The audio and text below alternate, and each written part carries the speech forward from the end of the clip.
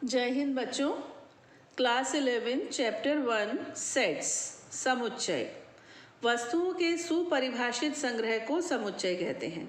Set is a collection of well defined objects. तो सबसे पहले हम ये सुपरिभाषित यानी कि वेल डिफाइंड इस चीज़ को समझ लेते हैं।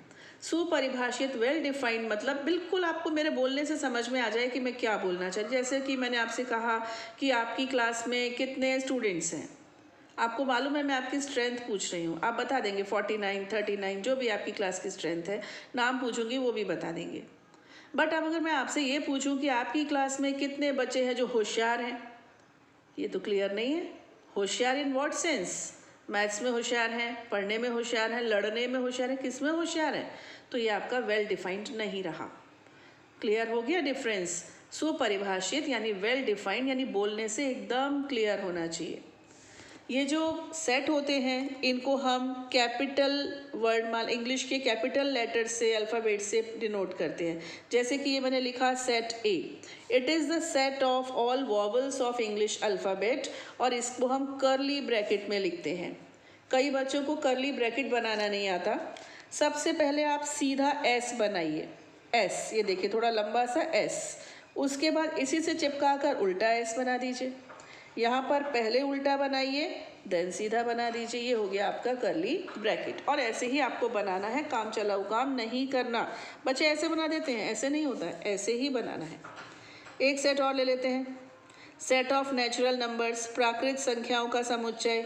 1, 2, 3, 4 अनंत तक जाएगा।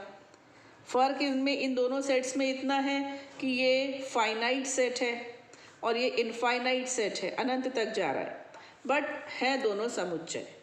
ये एक बात है जो मैंने आपको बताई। दूसरी बात कि ये जो इसके अंदर लिखे हुए हैं कॉमा लगा लगा कर, वो कहलाने लग जाते हैं एलिमेंट्स। हिंदी में कहते हैं अवयव, इन्हें हम अवयव कहते हैं।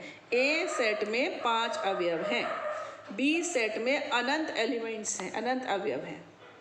क्लियर? एक ध्यान देने की बात और है कि एक एलिमेंट एक ही बार आना चाहिए। क्लियर? जैसे कि मैंने आपसे कहा, मान लीजिए कि एक आपको इंग्लिश का वर्ड दे दिया स्कूल, मैंने कहा आप एक सेट बनाओ जिसमें इसके सारे लेटर्स आ जाएं। तो आप एस लिखोगे, सी लिखोगे, एच लिखोगे, ओ एक बार लिखोगे, देन आएगा एल, तो ये आपका सेट कंप्लीट हो गया। ये पहली बात हुई।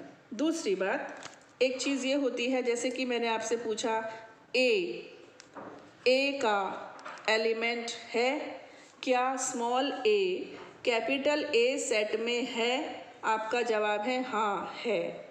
ठीक, तो इसके लिए हम यहाँ पर ये साइन लगाते हैं, इस साइन को हम एप्सिलॉन कहते हैं, एप्सिलॉन। क्लियर?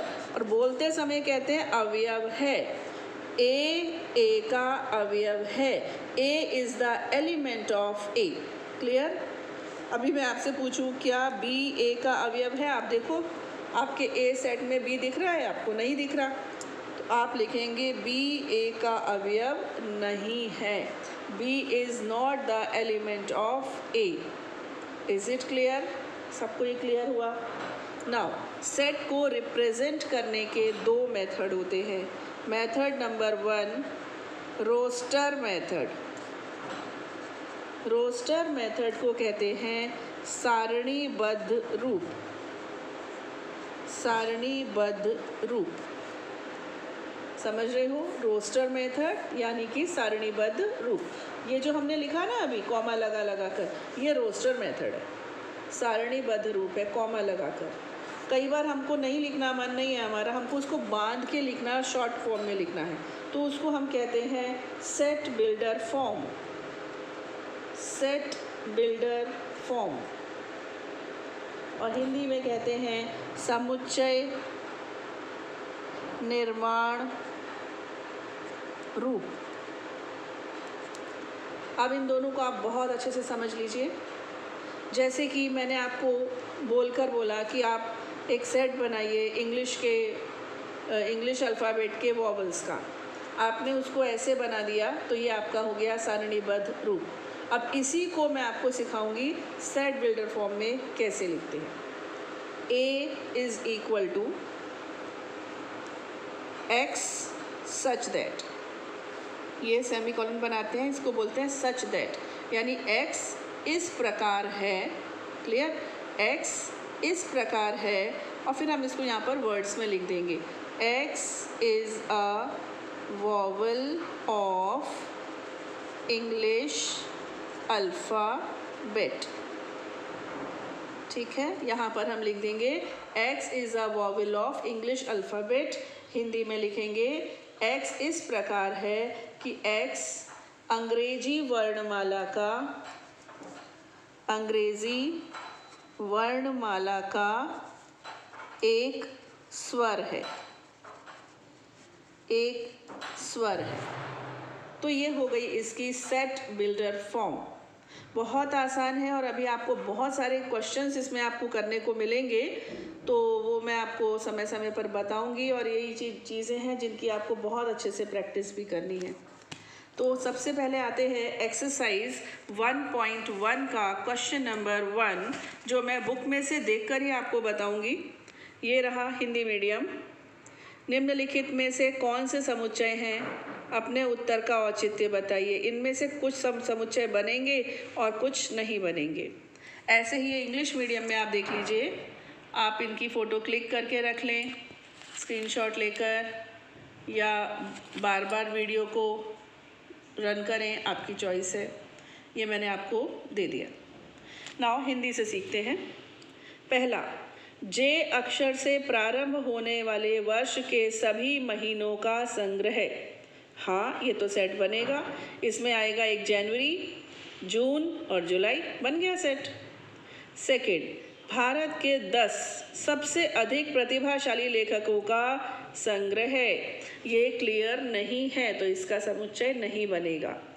थर्ड, विश्व के सर्वश्रेष्ठ 11 बल्लेबाजों का संग्रह नहीं बनेगा। फोर्थ, आपकी कक्षा के सभी बालकों का संग्रह बन जाएगा, यस। फिफ्थ, 100 से कम सभी प्राकृत संख्याओं का संग्रह, बिल्कुल ठीक है, हो जाएगा, यस। लेखक प्रेमचंद द्वारा लिखित उपन्यासों का संग्रह, यस, करेक्ट, बनेगा सेट। सभी समपूर्णांकों का संग्रह, ये अनंत तक जाएगा मगर सेट तो बनेगा। 8th, इस अध्याय में आने वाले प्रश्नों का संग्रह बनेगा, काउंट कर सकते हैं हम। 9th, विश्व के सबसे अधिक खतरनाक जानवरों का संग्रह, नॉट पॉसिबल, नहीं बन सकता। क्वेश्चन नंबर 2 भी लगातार लगे हाथों देख लीजिए। मान लीजिए a इज इक्वल टू 1 2 3 4 5 6, रिक्त स्थानों में उपयुक्त प्रतीक, ये जो मैंने आपको एप्सिलॉन और नॉट एप्सिलॉन भरिए। इंग्लिश में देख लीजिए, here is the question number 2, got it. चलिए अब हम यहाँ पर इसको करना स्टार्ट करते हैं।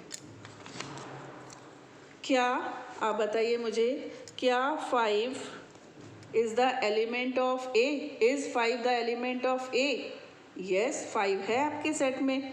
आप यहाँ पर यस ये वाला साइन लगा देंगे। Is 8 the element of A? No, A is not the element of A.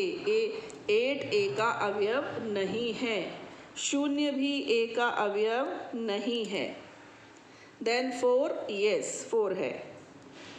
Then 2, yes 2 है। 10, no, 10 is not the element of A. So here completes question number 2.